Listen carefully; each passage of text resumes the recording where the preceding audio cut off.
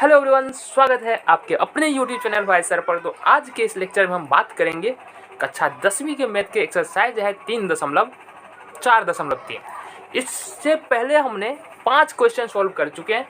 इस वीडियो में हम देखने वाले क्वेश्चन नंबर 6 को। तो क्वेश्चन नंबर 6 क्या कह रहा है ये जरा देखो। क्वेश्चन नंबर 6 कह रहा है कि एक आयताकार खेत का विकर्ण उसकी छोटी भुजा से 60 मीटर अधिक लंबा है। यदि बड़ी भुजा छोटी भुजा से 30 मीटर अधिक हो तो खेत की भुजाएं ज्ञात करो।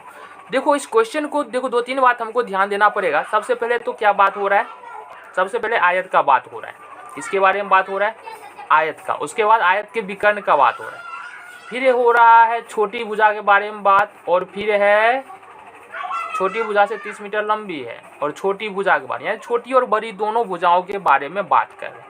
अगर हम बात कर ले आयत के बारे में, तो आयत क्या होता है, देखो ये होता है आयत, ठीक है, ये होता है आयत। अगर मान लो इसका विकर्ण खींचे तो क्या खींचेंगे, विकर्ण क्या होता है इसका, ये देखो ये हो जाएगा इसका विकर्ण, ठीक है, समझ में आया। तो देखो आयत में क्या होता है ना कि दो भुजा आमने सामने की भुजा क्या होगा, बराबर होगा, इक्वल होगा। यानी कि अगर इसको L मान ले, इसको L मान ले, इसको B मान ले, एक लंबाई और चौड़ाई, तो ये बराबर हो जाएगा। ये बात हमको पता है। क्वेश्चन में क्या कह रहा है, एक आयताकार खेत का विकर्ण उसकी छोटी भुजा से 60 मीटर लंबी है, 60 मीटर अधिक लंबी है। तो कहने का मतलब ये तो L भी हमने माना कि ये L लेंथ है और ये ब्रेथ है, इसलिए L भी माना। अभी मान लो कि छोटी भुजा को मान लेते हैं x, यानी कि कंफ्यूज ना हो तो अभी इसको हम मिटा देते हैं। छोटी भुजा को मान लेते, छोटी भुजा दिख रहा है, ये है, ये मान लेते हैं x मीटर है। अब क्या है कि छोटी भुजा यदि x मीटर है तो बड़ी भुजा क्या हो जाएगी, ये विकर्ण क्या हो जाएगा, 60 मीटर अधिक लंबा। यहाँ से मान लेते हैं, माना कि छोटी भुजा मान लेते हैं कि हमारे पास है x मीटर। देखो हम कह रहे हैं कि छोटी भुजा यदि 10 होगा तो विकर्ण कितना होगा, 10 प्लस 60, क्योंकि विकर्ण जो है वो छोटी भुजा से 60 मीटर अधिक लंबा है।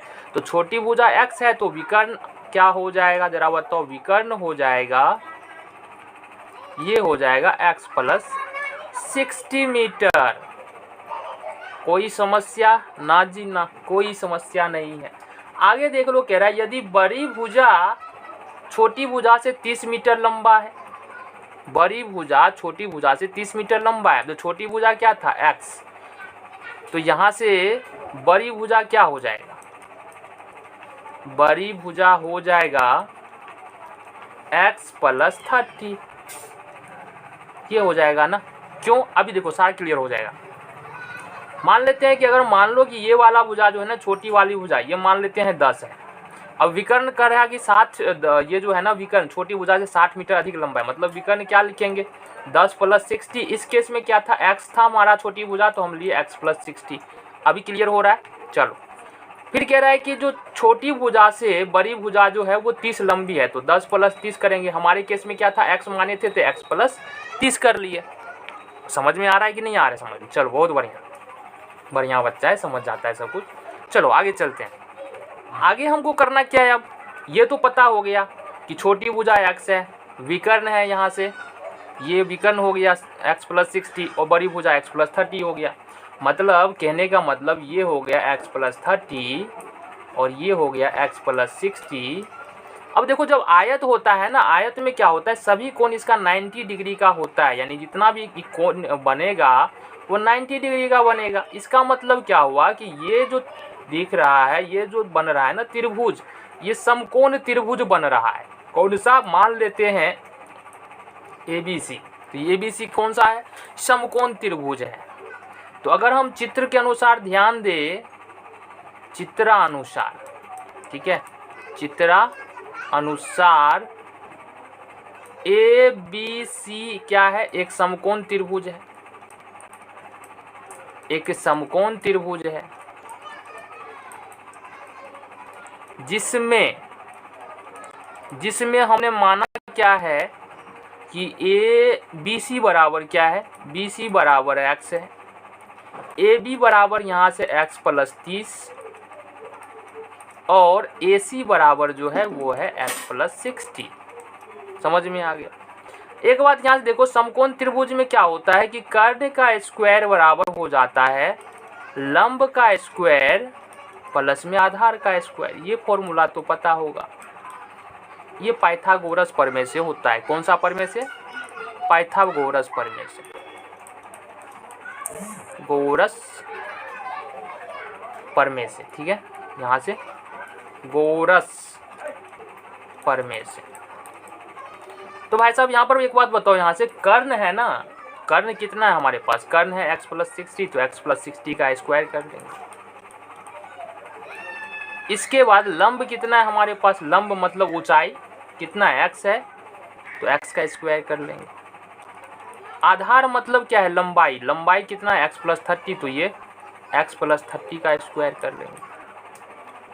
हो गया जी, सॉल्व करो इसको। अब अगर इसको a + b के होल स्क्वायर के फॉर्म पर तोड़े तो ये हो जाएगा x² + 60 दूना 120x, और ये हो जाएगा प्लस 3600। 60 का स्क्वायर करेंगे तो 3600 हो जाएगा। फिर अगर ये x² का x² हो जाएगा, प्लस में ये हो जाएगा x², इसको भी a + b के होल स्क्वायर के फॉर्म पे तोड़ेंगे, x² प्लस में क्या हो जाएगा? ये 60x और प्लस में 900। कोई समस्या है? ना जी ना, कोई समस्या नहीं। यहाँ से देखेंगे हम, यहाँ से देख लो, ये x² को अगर उठा के इधर के ले करके आएंगे, या ले ही जाओ, वही बेहतर है। x² है प्लस में x² है प्लस में 60x है प्लस में 900 है, और इस सब को भी उठा के इधर ले जा रहे थे। ये होगा माइनस में x² माइनस में 120x माइनस में 3600 बराबर में 0 हो जाएगा। ये सारा टर्म, जितना भी टर्म दिख रहा है ना, सबको उठा करके हमने दूसरी तरफ टपा दिया। बराबर के चिन्ह की दूसरी तरफ, सारा प्लस में था, उस तरफ जाके क्या हो जाएगा? माइनस में। ये समझ में आता है ना? चलो जी आगे देखते हैं, आ जाओ आगे। अब यहाँ से क्या करना है? देखो यहाँ से x² यहाँ पर प्लस में है, x² यहाँ पर माइनस में है, 0 हो गया जी। क्या बच रहा है हमारे पास? x² बच रहा है, तो x² को हम लिख लेते हैं। इसके बाद आगे कुछ बच रहा है, क्या बच रहा है ना? 120 माइनस में है, 60 प्लस में है, तो माइनस में 60x यहाँ से हो जाएगा।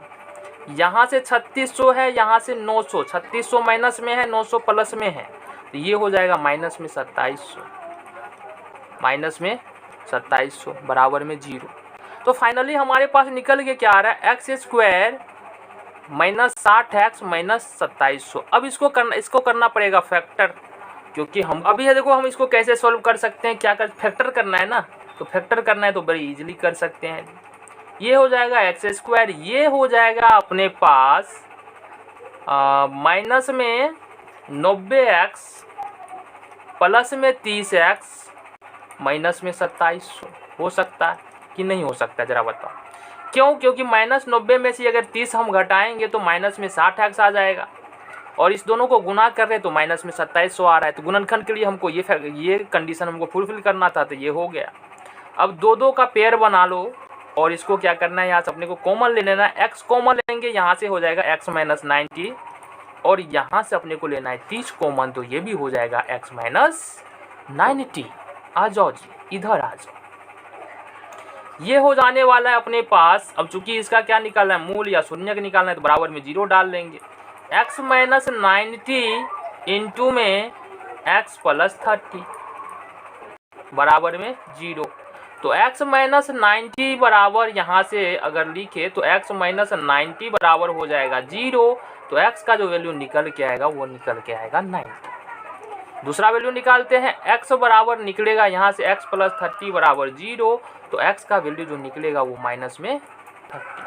तो इस तरीके से जो x का वैल्यू निकल के आ रहा है वो कितना आ रहा है? 90 निकल के आ रहा है। यानी सबसे छोटी भुजा, अब जो भी पूछ रहे हैं हम बता रहे हैं, छोटी भुजा हो जाएगा x, और ये हो जाएगा कितना हमारे पास? 90। विकर्ण कितना बड़ा हो जाएगा? देखो विकर्ण हो जाएगा x प्लस 60 दिया हुआ था, तो 90 प्लस 60 बराबर कितना हो जाएगा? 915, 150 मीटर का।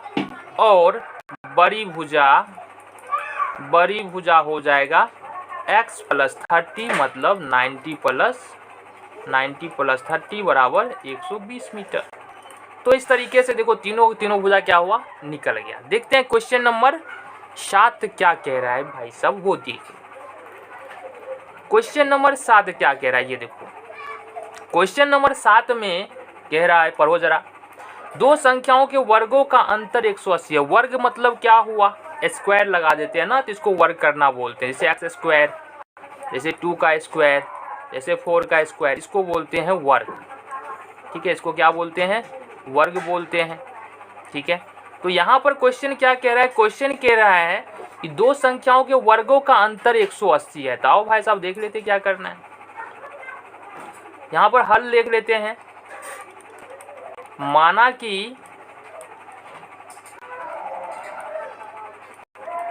एक संख्या x, एक संख्या मान लेते हैं यहाँ से x, तथा दूसरी संख्या y, दूसरी संख्या मानते हैं यहाँ से y। एक चीज और यहाँ पर हमको मानना पड़ेगा, तथा x is greater than y, मतलब x जो है वो y से क्या है, बड़ा है। ये बात यहाँ पर बोल रहा है, क्योंकि यहाँ बड़ी और छोटी संख्या के बीच का बात हो रहा है। दो बात यहाँ पर दिया। पहली बात क्या दिया कि दो संख्याओं के वर्गों का अंतर कितना है, 180 है। तो हम लिखेंगे प्रश्नानुसार, प्रश्नानुसार एक्स स्क्वायर माइनस में वाई स्क्वायर, और ये है कितना, 180 है। ठीक है, इसको समीकरण 1 मान लेते हैं, कोई दिक्कत नहीं हो रहा है ना। ठीक है, यहाँ पर देखो छोटी संख्या का वर्ग। अब छोटी संख्या क्या है जी, छोटी संख्या क्या है, y है ना, क्योंकि x को हमने बड़ा माना है। तो छोटी संख्या को वर्ग पुनः y स्क्वायर बराबर बोल रहा है कि बड़ी संख्या का 8 गुना है, मतलब ये 8x के बराबर है। मतलब y स्क्वायर जो है वो 8x के बराबर है। ठीक है, अब यहाँ से देखो समीकरण 1 में y स्क्वायर का मान रखने पर, तो समीकरण 1 क्या था हमारा, x square minus y square बराबर 180, और y स्क्वायर का मान अपने को यहाँ पर रख देना है एक्स स्क्वायर, और ये है मान यहाँ से y स्क्वायर का माइनस में 8x हो जाएगा, ये बराबर 180 कर लो। एक्स स्क्वायर माइनस में 8x माइनस में 180 बराबर 0। 180 को उठा के इधर लाएंगे तो माइनस में हो जाएगा। अब देखो ये क्या बन गया, ये हो गया हमारा द्विघात समीकरण के फॉर्म में आ गया है। तो इसको करना पड़ेगा क्या, सॉल्व कर ले। हाँ जी, चलो कर लेते हैं। क्या करेंगे, देखो यहाँ से अपने को जो है ना जोड़ या घटा करके आना चाहिए माइनस में 8x, और गुना करके आना चाहिए कितना, 180 एक्स स्क्वायर। ठीक है, एक्स स्क्वायर क्यों, क्योंकि इसको मल्टीप्लाई करते हैं, जैसा कि आपको पता है। इसको मल्टीप्लाई करेंगे ना, तो देखो कैसे कर सकते हैं। ये हो जाएगा एक्स स्क्वायर। अब यहाँ से हम कर ले माइनस में 18x और प्लस में 10x, पल माइनस 180। देखो माइनस 18 को 10 से गुना करेंगे तो माइनस में 180 हो जाएगा, और 18x को 10x से करेंगे तो कितना हो जाएगा, अच्छा 18 में से 10 घटाएंगे तो ये हो जाएगा माइनस में 8x। ठीक है, तो ये बात यहाँ से समझना था। आगे आ जाओ। अब यहाँ से क्या करना है, अपने को दो का पेयर बनाना है, जोड़ा बनाना है। यहाँ से लेंगे x कॉमन, ये हो जाएगा x माइनस 18। यहाँ से लेंगे 10 कॉमन, ये हो जाएगा x माइनस 18। चलो जी आगे आ जाओ। यहाँ से देखो ये हो रहा है x माइनस 18 आ जाएगा कॉमन, और फाइनली हमारे पास जो बचेगा यहाँ से x प्लस 10 इजकल टू 0। इस साइड देख ले क्वेश्चन को बिल्कुल, ये जाओ। यहाँ से बच रहा है हमारे पास x माइनस 18 बराबर में 0। इसका मतलब ये हो गया यहाँ से कि x का वैल्यू जो निकलेगा 18 को दूसरी तरफ कुदा देंगे तो ये निकल जाएगा 18। दूसरा वैल्यू देख लो क्या है, x प्लस 10 बराबर 0। तो यहाँ से x का जो वैल्यू निकलेगा अगर कुदाएंगे तो माइनस में 10 हो जाएगा। अब यहाँ पर क्या कह रहा है, दो संख्याओं के वर्गों का अंतर 180 है। छोटी संख्या का वर्ग बड़ी संख्या का 8 गुना है, तो दोनों संख्या याद कीजिए। यदि इसको मान के चले ना, अगर इसको मान के चले तो x बराबर कितना निकल रहा है, यानी बड़ी संख्या कितना निकल रहा है 18, बड़ी संख्या यहाँ से निकलेगा 18, ठीक है। और यहाँ से देख लो बुआ, ये वाई स्क्वायर बराबर 8x था, तो यहाँ से वाई स्क्वायर बराबर 8 इंटू 18, मतलब y बराबर निकाले तो माइनस 18 अट्ठे 144, ये निकल के आ जाएगा 12। तो यहाँ से अगर धनात्मक संख्या होगा तो यहाँ से हम देख लेते हैं क्वेश्चन नंबर 8 क्या है अपना। क्वेश्चन नंबर 8 देखो क्या कह रहा है। एक रेलगाड़ी एक समान चाल से 360 किलोमीटर की दूरी तय करती है। देखो ये दूरी वाला क्वेश्चन है, रेलगाड़ी वाला क्वेश्चन है। यदि चाल 5 किलोमीटर अधिक होती तो उसी यात्रा को समय करने में 1 घंटा कम समय लेती, तो रेलगाड़ी की चाल ज्ञात कीजिए। ये क्वेश्चन है अपना। देखो यहाँ पर फिर से हमको क्या करना है, दो बात ध्यान रखना है। पहली बात कि चाल बराबर जो है वो हो जाता है दूरी बट्टे में समय, ये पता है, बिल्कुल पता है। चलो समय बराबर हो जाता है, यही इसी फॉर्मूला से लिखेंगे, समय बराबर तो ये हो जाएगा दूरी बट्टे में चाल, ये भी पता है, बिल्कुल पता है। चलो जी, इस फॉर्मूला को क्या करना है, मोर मार के दिमाग में रख लेना है, ठीक है। इस फॉर्मूला को याद रखना है। यहाँ पर जो दिया हुआ है ना वो 2-3 बात दिया हुआ है, जिसको हम सबसे पहले नोट कर लेते हैं सॉल्यूशन में। यहाँ पर तो पहली बात जो यहाँ पर हमको पता है वो है कुल दूरी। कुल दूरी हमको पता है 360 किलोमीटर है ना, 360 किलोमीटर है ना। अब यहाँ पर क्या कह रहा है, और इसके अलावा कुछ यहाँ पर पता ही नहीं, सिर्फ ये पता है कि अगर चाल 5 किलोमीटर अधिक होती तो उस यात्रा में 1 घंटा समय कम लगता। कहने का मतलब क्या है कि देखो यहाँ से उदाहरण से समझ लेते हैं ना, तो वो शायद ज़्यादा बेहतर समझ में आए। देखो ये मान लो एक रेलवे ट्रैक है, ठीक है, ये एक रेलवे ट्रैक है। यहाँ से यहाँ तक एक बार यह रेलगाड़ी दौड़ते हुए जाएगी, यहाँ से यहाँ तक, यहाँ से यहाँ तक दौड़ते हुए जाएगी। तो इसको जो है ना, ये टोटल कितना है, 360 किलोमीटर है। ये टोटल यहाँ से यहाँ तक कितना है, 360 किलोमीटर है। यहाँ से यहाँ तक यदि रेलगाड़ी जा रही है, किसी चाल से जा रही है, अब चाल नहीं पता है तो हम मान लेंगे चाल कितना है, x किलोमीटर प्रति घंटा। एक बार में चाल होगा x किलोमीटर प्रति घंटा। फिर दूसरा बार क्या है कि ये थोड़ा तेज चलेगी रेलगाड़ी, ठीक है। दूसरा बार चाल क्या हो जाएगा, x + 5 किलोमीटर प्रति घंटा। तो 2 चाल से 2 बार में चल रही है। अब यहाँ पर पहले बार जब रेलगाड़ी चल रही है उसमें भी कुछ ना कुछ समय लगा होगा, बिल्कुल बात है। और दूसरा बार जो चल रही है उसमें भी कुछ ना कुछ समय लगा होगा। अब यहाँ पर पहले बार में जो चल रही है रेलगाड़ी x किलोमीटर चाल से, इसमें ज़्यादा समय लगेगा। दूसरे बार में चाल अधिक है तो इसमें कम समय लगेगा। और समय बराबर हम क्या बता रहे, क्या होता है, दूरी बट्टे चाल होता है। तो यहाँ से देखो, जब रेलगाड़ी x किलोमीटर प्रति घंटा के चाल से चल रही है तो समय बराबर यहाँ पर कितना हो जाएगा, समय बराबर यहाँ से निकालेंगे तो ये हो जाएगा दूरी यानी कि 360 किलोमीटर और चाल ये x। और इसी तरीके से यहाँ अगर निकालेंगे तो ये होगा कुल दूरी 360 और समय बराबर हो जाएगा, ये चाल बराबर x + 5। तभी बातें समझ में आ गई। चलो बहुत बढ़िया है, ठीक है। कुल दूरी कितना है, 360। अब यहाँ से देखो, माना कि रेलगाड़ी की चाल बराबर x किलोमीटर प्रति घंटा है, तब 360 किलोमीटर दूरी तय करने में लगा समय।